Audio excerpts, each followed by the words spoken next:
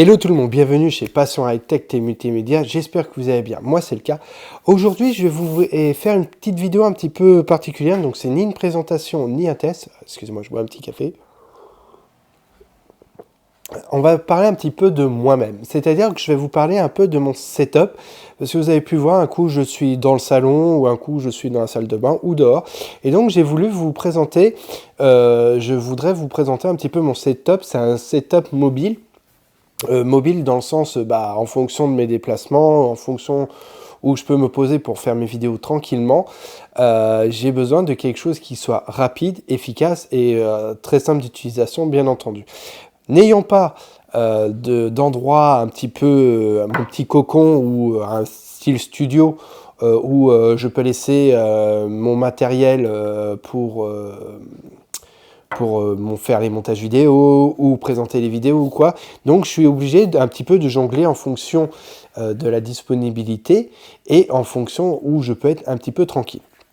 Donc j'ai voulu vous présenter parce que là, mon setup est déjà en place, d'où la vidéo. Et donc pour vous donner un petit peu une idée de ce que j'utilise, je vais utiliser donc ma seconde caméra, donc c'est l'Insta Insta360, donc là avec la max batterie, puis là j'ai pris la petite trépied, le petit trépied de chez Ulanzi MT14, donc c'est celui-là, donc je l'utilise.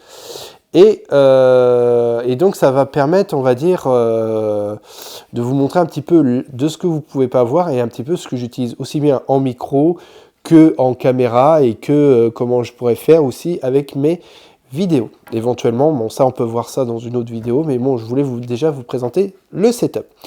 Donc on va allumer les petites bébêtes. Alors attendez, je l'allume. En tout cas l'avantage c'est très rapide, hop, direct, clac. Et là on va commencer je vais vous présenter mon setup. Allez, on se dit 1, 2, 3. Et voilà. Donc voilà. En gros, vous me voyez un petit peu avec l'Insta360. Et donc, vous voyez donc un petit peu mon setup. Voilà, donc tout correspond. Donc, vous avez la caméra et là, vous avez le micro. Donc, on va commencer par le micro, si vous voulez. Donc, le micro, vous le connaissez tous. C'est la marque Holyland. Là, c'est l'Arc 150. Et donc, bon, là, j'ai le petit boîtier, comme ça, vous avez une idée. Voilà, Holyland, l'Arc 150. Et donc, il est constitué. Donc, moi, j'ai la version avec donc, le récepteur qui est juste là, pour recevoir le micro que je suis en train d'utiliser en ce moment, et un deuxième si j'ai besoin d'une deuxième personne au cas où, ou un micro de secours au cas où si celui-là est en rate de batterie. Après voilà, le son c'est bon. Ensuite j'ai la caméra, donc je pense que vous connaissez un petit peu la marque Sony. Donc là on est sur le Sony ZV-1. Alors pourquoi j'ai choisi le Sony ZV-1? Déjà parce que j'ai pu l'avoir, je l'ai acheté d'occasion, parce que je l'ai pu l'avoir à un bon prix. Et pourquoi Sony? Parce que j'ai regardé un petit peu les différents caméras ou appareil, on va dire, qui fait de très bonnes vidéos. Et j'ai pensé que le Sony ZV-1 correspondait parfaitement à mon utilisation. Donc c'est une caméra petite, donc pas très lourde d'un point de vue, pas très lourd, facile à manier et simple d'utilisation. Alors je vous cache pas que là il est tous en mode automatique, donc c'est-à-dire c'est lui qui gère tout ce qui est gestion de couleurs en fonction de la lumière et tout. Et c'est vrai que voilà, j'ai trouvé ça intéressant et ça fait de très belles photos et aussi vidéos notamment. Et son autofocus pardon, est vraiment incroyable. Alors surtout quand on l'utilise en mode présentation ou même voilà, il suit mon regard. Enfin, vous voyez, je sais pas si vous voyez. En plus aussi, ce qui joue beaucoup, c'est son écran qui est aussi inclinable. Voilà, on peut se voir quand on se prend la vidéo, donc franchement j'en suis très content. Donc de toute façon toutes les dernières vidéos vous avez pu voir, c'est avec cet appareil là. Et donc comme seconde caméra, donc comme je disais, l'Insta360, et donc là il est posé sur un trépied. Alors j'ai deux trépieds de ce même type, donc ça je remercie à Mister Gadget qui m'a offert ces deux trépieds. Donc c'est les trépieds de chez Amazon Basic. Voilà, donc ils sont réglables ici, donc d'un point de vue hauteur et tout ça, et donc c'est vraiment très intéressant d'un point de vue pour poser, voilà, quand je suis dans le salon, j'utilise ce trépied-là, et j'utilise aussi ce trépied quand je veux faire des présentations d'objets éventuellement. À savoir aussi, vous me voyez souvent avec un autre petit trépied. Voilà, c'est celui-là que j'utilise quand je suis dans la salle de bain parce que je vois mal mettre un trépied grand comme ça pour une petite surface.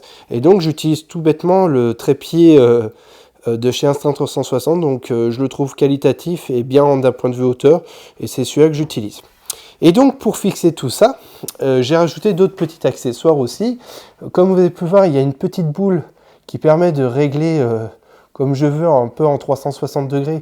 Bon, ça c'est la marque, alors attendez, qu'est-ce que c'est comme marque? C'est le TNB, bon voilà, c'est pas une marque, voilà, TNB, voilà, donc c'était fourni avec un trépied qui va avec, mais bon, j'ai utilisé que la petite boule pour vraiment, voilà, l'avantage, c'est on dévisse ici, et vous pouvez la régler avec la petite boule qui est ici. Et aussi, que j'utilise, qui peut être très bien aussi, même pour faire du vlogging, parce que bon, voilà, c'est un truc qui peut faire aussi bien pour poser, pour faire des vidéos, et aussi pour faire du vlogging. Donc j'ai pris un bras extensible de chez Ulanzi, donc qui est juste là, et donc il me permet de brancher avec une autre petite accessoire qui était avec, donc c'est le Ulanzi PT3, pardon, et donc ça vous permet d'avoir plein de fixations, alors soit pour ajouter une lumière, ou comme là pour ajouter ma réception du micro de l'Holyland. Voilà. Donc voilà un petit setup qui peut être sympa. Voilà, voici ce que vous voyez derrière la caméra. Donc c'est quelque chose de simple d'utilisation et très facile à porter, bien entendu, et aussi posé, comme je vous ai dit, je n'ai pas de studio. Voilà, hop, et on revient vers moi.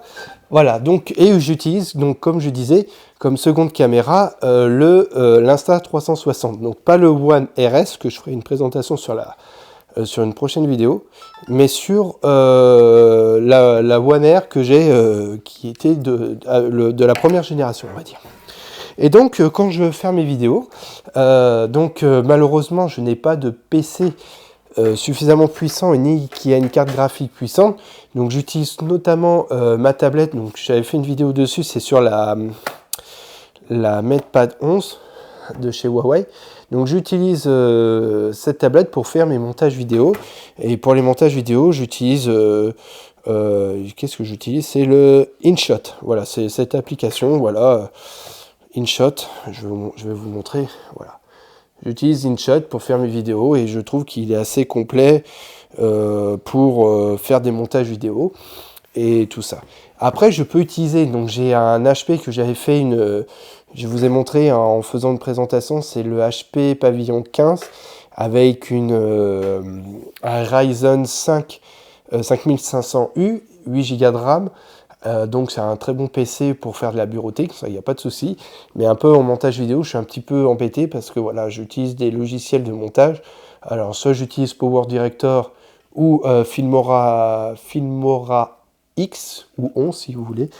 Et donc j'aime bien Filmora, mais le problème c'est que n'ayant pas assez de puissance, il me fait planter mon logiciel. Bon voilà, donc je suis pour l'instant avec la tablette et quand je pourrai, je pense faire une vidéo pour expliquer pourquoi j'utiliserai Shadow PC. Pourquoi Shadow PC? Parce que c'est non pas pour faire du gaming, mais ça permet aux personnes communes qui n'ont pas forcément de gros finances, de gros finances ou la possibilité d'avoir un ordi portable, parce que je ne peux pas avoir de fils, comme je disais, je ne peux pas le poser. Portable, puissant et rapide pour faire mes montages. Donc le Shadow PC, ça vous permet de faire du gaming, bien entendu, mais c'est la différence par rapport à d'autres concurrents qui proposent du cloud gaming, comme on dit. Celle-ci va vous permettre d'avoir un PC virtuel. Je m'explique, c'est-à-dire que vous avez une application dédiée à eux, vous vous connectez et ça va vous envoyer directement à votre PC de chez eux. C'est-à-dire qu'il y a un PC qui est pour vous. Et donc, avec ce PC qui est pour vous, vous pouvez aussi bien jouer comme, ça vous fait votre deuxième ordinateur à distance, avec donc plus de puissance. Donc, je l'ai testé et je pense retenter l'expérience sur cela. Pardon. Et j'ai été surpris de la rapidité, parce que bon, c'est pas une grosse configuration, mais c'est meilleur que celle que j'ai actuellement. Pour vous donner une idée, quand j'ai fait sur Power Director une vidéo de une dizaine de minutes, ça m'a pris plus d'une une demi-heure, trois quarts d'heure pour l'encoder en 4K, n'ayant pas la puissance qui va avec. Et quand je l'ai fait sur le Shadow, la même vidéo, j'ai fait le test, et ça m'a mis 10 minutes. Donc 10 minutes, c'est peut-être long pour certains qui ont une grosse configuration, mais pour moi, c'est beaucoup plus court. Et franchement, c'était nickel. Et donc, voilà, donc j'en suis content, j'arrive à m'en sortir, à faire mes petites vidéos. Voilà, bon, j'ai une petite chaîne YouTube, j'ai pas la possibilité d'avoir d'autres d'appareils pour tester ou quoi, ok, c'est un fait, mais ça suffira largement pour le peu que j'utilise, et aussi le niveau de ma chaîne qui est actuellement, ça suffira largement. Excuse-moi, j'avais envie de boire mon café. Donc, j'espère que cette vidéo vous a plu. Dites-moi en commentaire ce que vous avez pensé de mon setup mobile, simple, efficace, sans besoin de prendre prise de tête. Voilà, je répète, mon petit trépied, machin. La caméra Sony qui fait largement le taf et le micro aussi. Donc, le micro, le son est magnifique. Donc, comme là, je suis en train de l'utiliser depuis le début. Donc, le son, j'espère qu'il sera qui est bon pour vous. Et le Sony, l'avantage, c'est que moi qui ne connais pas encore vraiment les programmes à fond de photos ou de vidéos, vous le mettez en mode automatique et ça donne de magnifiques résultats vidéo et qualitatifs que vous pouvez toujours régler la colorimétrie, pardon, ou d'autres fonctionnalités grâce avec votre montage vidéo. En tout cas, voilà, le Sony est vraiment un pur chef-d'œuvre. 4K en 25 images par seconde, parce que c'est des plans fixes et je ne fais pas beaucoup de moments avec, mais voilà, je suis très content de la qualité de l'autofocus, l'autofocus qui est vraiment instantané, et c'est vraiment magnifique, et pour l'instant je n'ai pas vu d'équivalent par rapport au rateur qualité-prix. Bien entendu, il y a vous allez me dire, le Sony ZV-E10 qui est aussi là, mais qui a aussi l'objectif interchangeable, et ça c'est vrai que ça aurait pu être une idée pour moi si j'ai envie de me faire plaisir auquel cas.